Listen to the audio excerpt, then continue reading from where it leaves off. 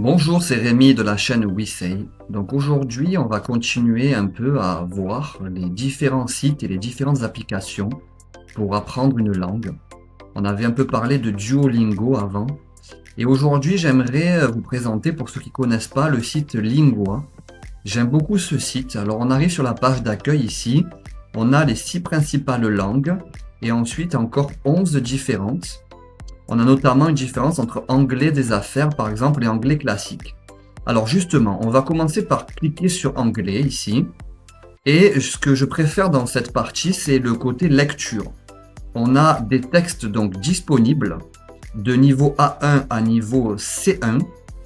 Et il y a pas mal de propositions d'articles donc gratuites. Alors on peut avoir aussi un abonnement premium pour avoir accès. Par exemple, ici, vous voyez à beaucoup plus de textes et beaucoup plus d'exercices dans le site. Notamment ici, par exemple, voilà, si vous payez, vous avez quand même 74 textes en plus. Donc, c'est super. Mais moi, je n'ai jamais utilisé la version premium.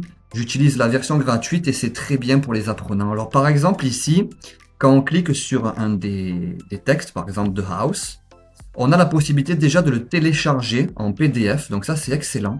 On peut les mettre dans l'ordinateur et les imprimer, les faire travailler avec donc beaucoup de possibilités de texte.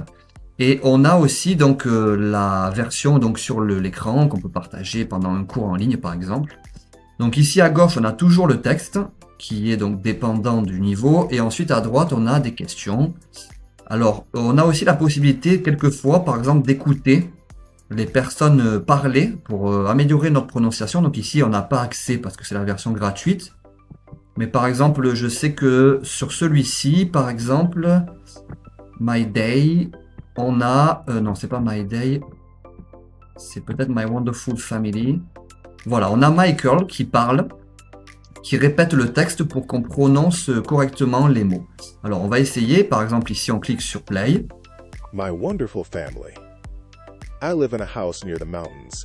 I have 2 brothers and 1 sister, and I was born last. Alors, on a le monsieur là qui parle et on a la possibilité de ralentir sa vitesse. Alors ça, c'est cool aussi parce qu'on peut mettre par exemple 80% et il va parler un peu moins vite. My father teaches mathematics, and my mother is a nurse at a big hospital.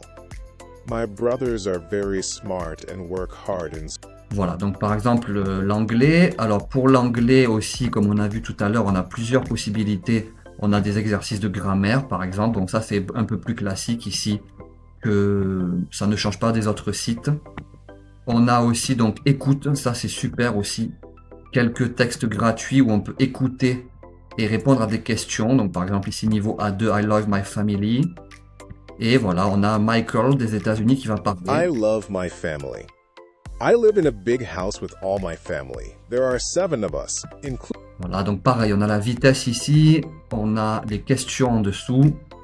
C'est très bien pour moi d'utiliser ce site. Alors on peut essayer aussi portugais, par exemple avec la lecture.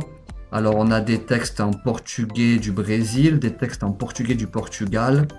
Et la même chose en PDF, etc. On peut choisir de nombreuses langues. Donc je vais prendre par exemple une langue alternative ici, entre guillemets, qu'on utilise moins. Par exemple, je vais essayer le norvégien.